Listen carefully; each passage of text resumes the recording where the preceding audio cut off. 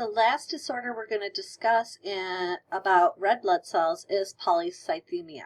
So this is a high percentage of red blood cells, whereas anemia, we typically have lower than normal red blood cells. In this case, we have a higher than normal red blood cells. One way this can happen is naturally you can have more red blood cells than others if you live in environments that are high in altitude, because the air is so much thinner, it's harder to get oxygen to your system, and therefore you need more blood to pick up all the oxygen molecules that do come in. But typically polycythemic individuals have a severe increase in red blood cells, and this can put a lot of strain on the heart. Remember, we talked about blood doping and how that can put a strain on the cardiovascular system. If you're sucking something through a straw and it's really, really thick, it's not going to move as effectively. The same thing happens here. If we have just too much of too many red blood cells.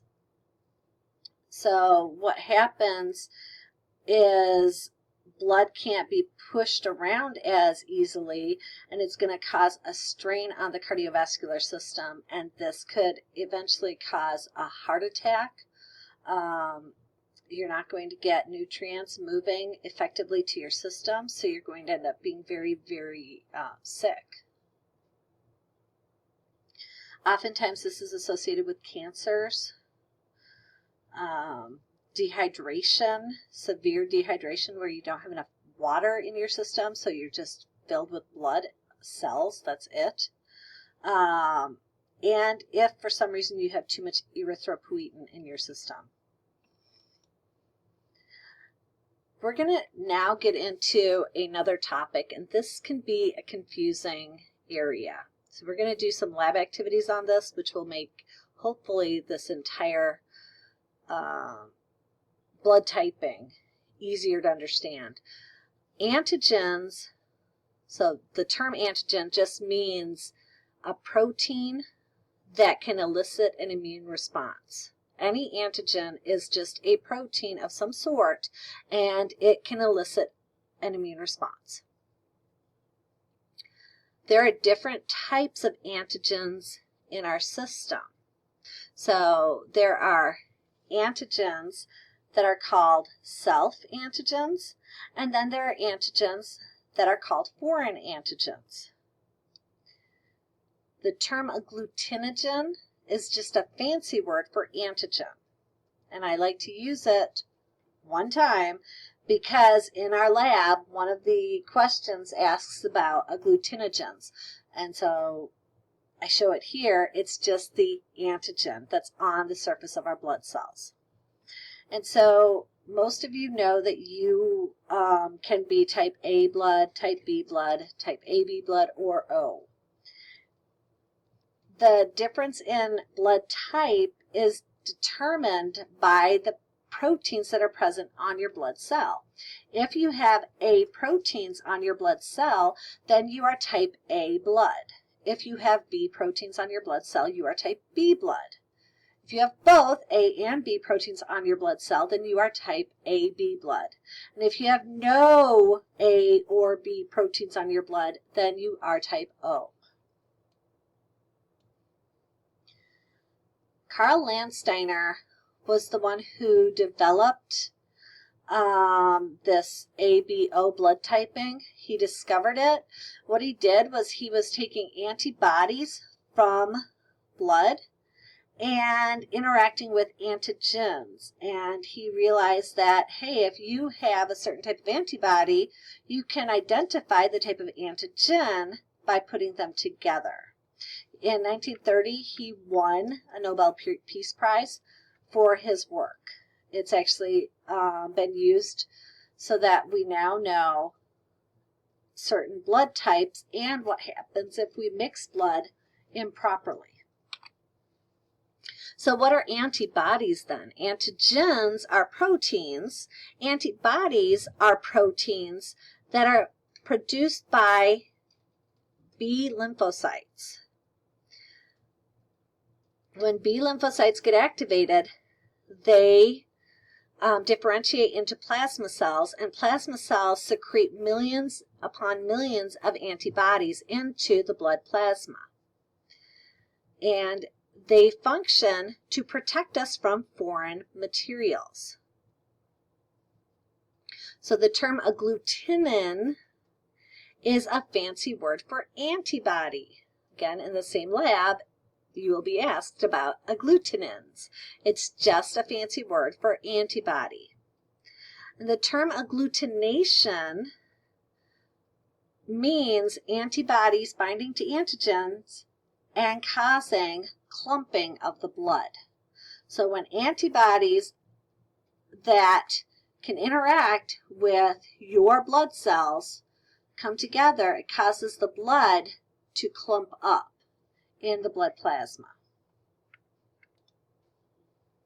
So this is your figure, and I like this because it shows blood proteins for each different blood type. It also shows the type of antibody that you'll have.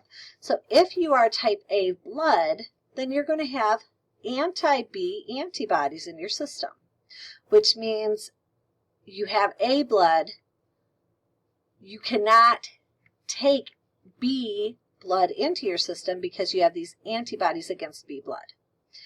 If you are type B blood, you have B proteins on your cells, and you have anti-A antibodies.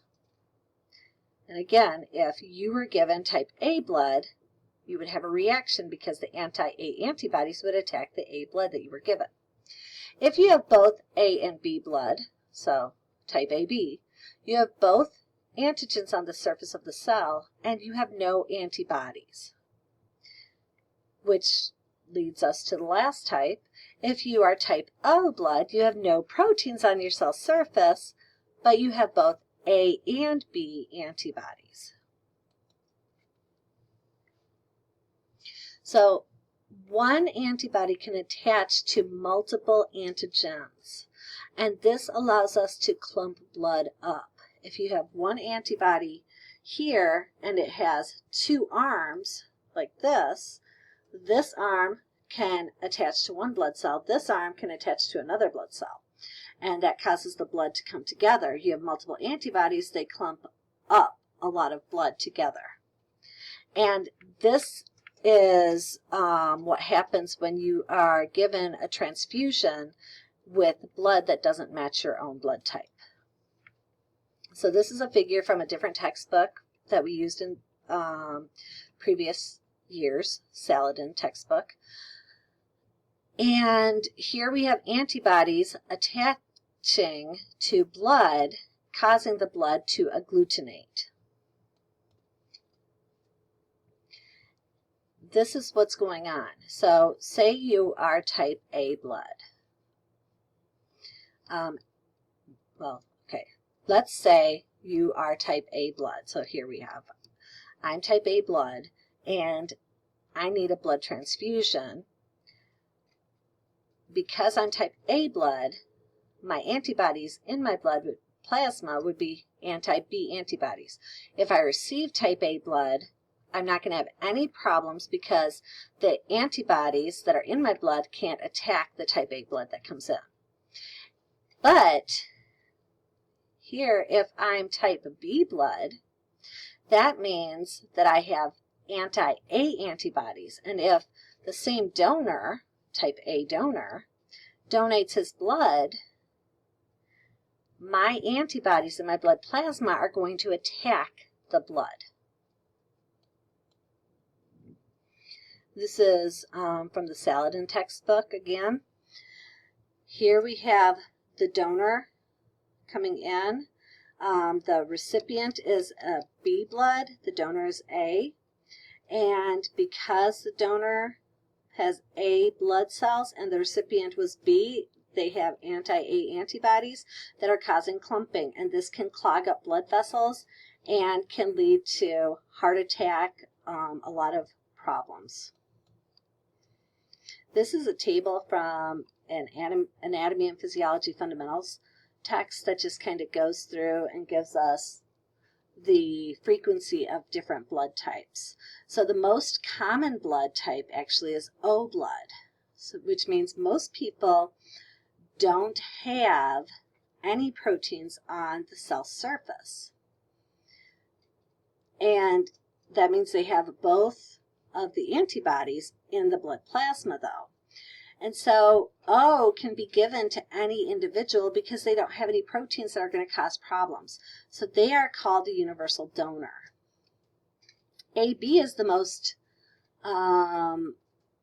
uncommon of all the blood types. And AB blood has both proteins on the surface of the cell but has no antibodies, which means AB individuals can take from anybody because we don't have any antibodies, so we can take from anybody. We are the universal recipient, and I happen to be type AB blood, so yay, I'm a universal recipient. If I give blood, my blood would only be good for people that are type AB, whereas O individuals can give blood to anybody. Make sense? There's another protein that's found on blood cells as well. It's called the Rh factor. It's named for the rhesus monkey where it was found initially. So this is a protein. There are multiple Rh factors, but the one that we care about is RhD because it's the most active or reactive. And the Rh factor allows us to figure out that if you're AB positive, it's that positive thing that you're hearing. That means that you have proteins for Rh antigens on your blood. If you're negative, then you don't have proteins for Rh antigens on your blood. The Rh factor is not as problematic as our normal proteins on our blood, but it comes into play in women who are pregnant, especially if they are Rh negative. Because when you have Rh positive blood, you have those proteins on your cell surface, which means you're not going to have any antibodies. If you are Rh negative, you don't have those Rh proteins on your blood. But with Rh negative individuals, you also have no antibodies. You only produce antibodies if you come in contact with the Rh positive blood. And typically this occurs through blood transfusion, or if you're pregnant with a child and that child happens to be Rh positive and you're Rh negative. And this can lead to a problem called hemolytic disease of the newborn. And so what's going on is with mom's first pregnancy, mom is Rh negative, baby Rh positive. Rh positive is more common. So you have this baby who is Rh positive, and during pregnancy, during labor and delivery, proteins, Rh positive proteins, move into mom's blood. There's mixing of the blood, just a little, typically towards at birth. But those proteins move in, and mom immediately produces antibodies against this Rh positive protein. And when mom produces those antibodies, she now has them in her system, protecting her from that potential threat.